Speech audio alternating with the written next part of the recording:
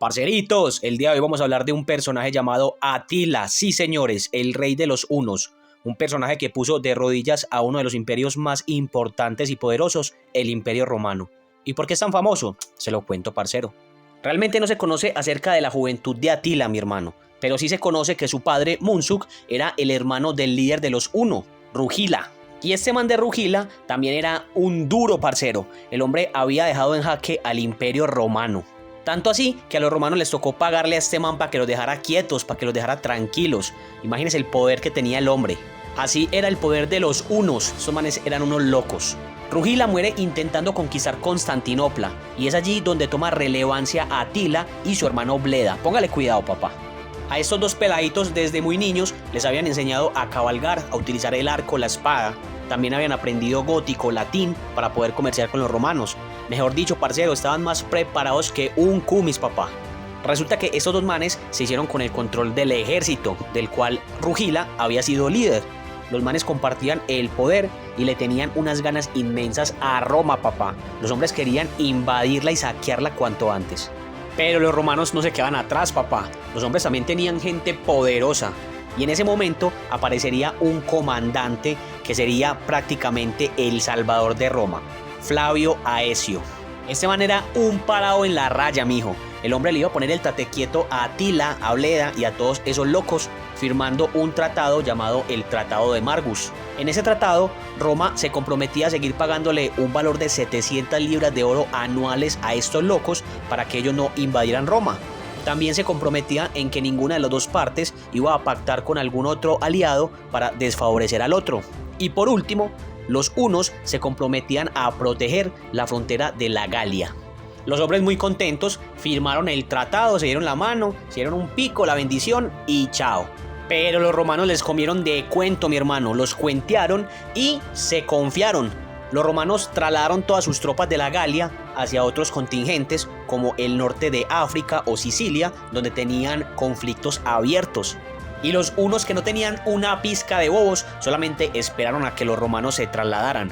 Y cuando estuvieron seguros que no había un solo soldado romano en la Galia, ¡ay papi! Atacaron con una fuerza desmedida, mi hermano. Se cuenta, según las crónicas, que destruyeron aproximadamente 70 ciudades, papá. 70 ciudades. Hágame el berraco favor.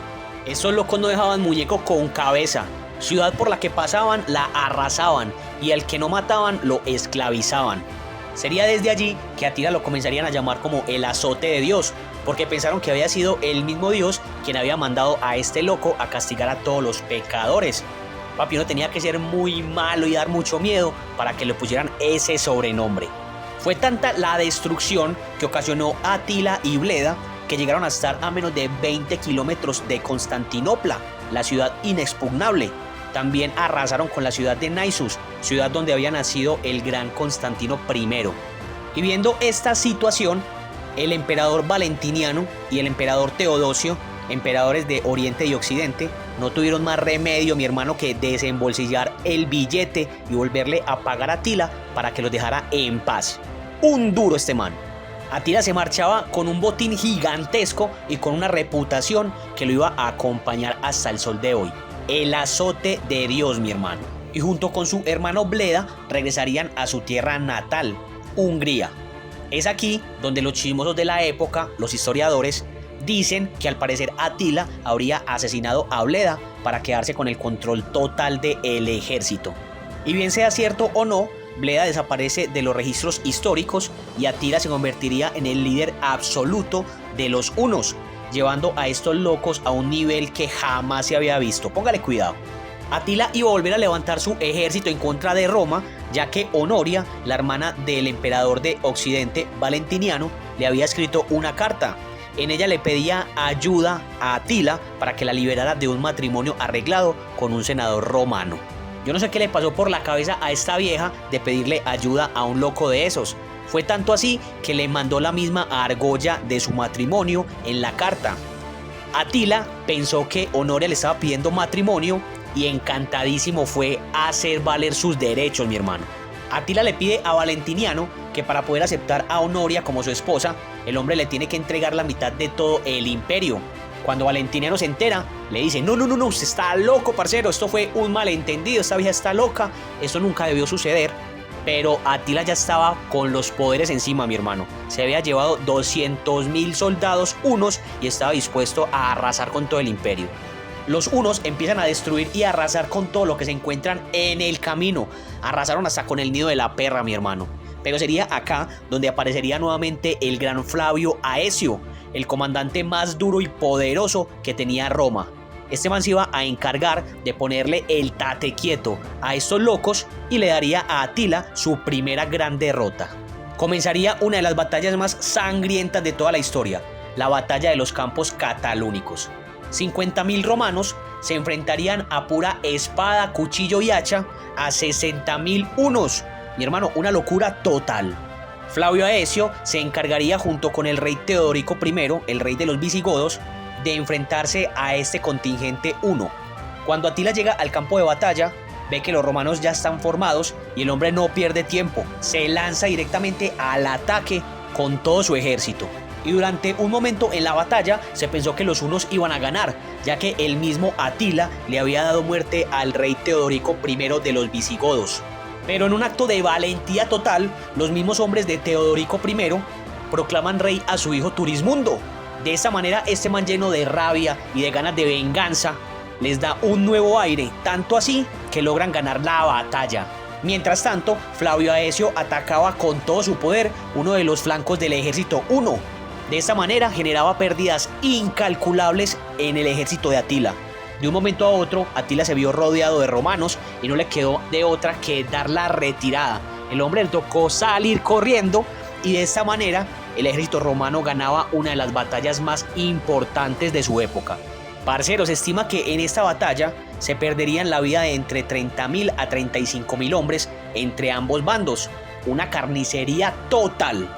Atila llega a su campamento muerto de miedo con los pocos hombres que le quedan, esperando un contraataque por parte de los romanos. Pero por alguna razón, Flavio Aecio decide no contraatacar y se queda con la victoria en el campo de batalla. Pero estamos hablando de Atila, el azote de Dios, mi hermano. Este man no se iba a quedar con la espinita. El hombre le dio duro esa derrota, pero el hombre se iba a sacar como tal la espinita que tenía entre pecho y espalda. Es así que 2 años después, Atila vuelve totalmente renovado, con un ejército completo y con todos los poderes encima para su venganza.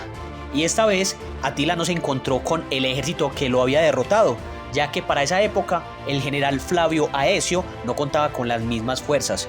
Atila no tenía rival, el hombre hacía y deshacía, mejor dicho, no dejó muñeco con cabeza.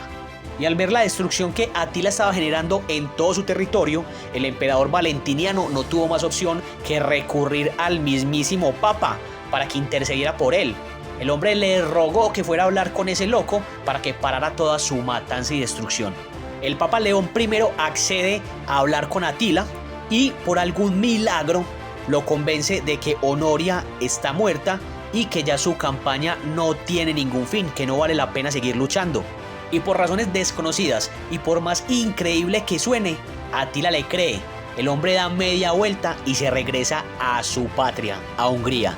Atila se casaría con una princesa germana y se cuenta que en su misma noche de bodas sufriría un derrame cerebral y se ahogaría con su propia sangre. Llegando a su fin de manera totalmente inesperada la vida de este hombre, un gran líder militar que estuvo a punto de conquistar y destruir todo el imperio romano. Hasta acá la historia de Atila, espero les haya gustado, hayan aprendido y que me compartan de quién más quisieran saber en una próxima ocasión. Gracias por estar acá, parceritos, la buena.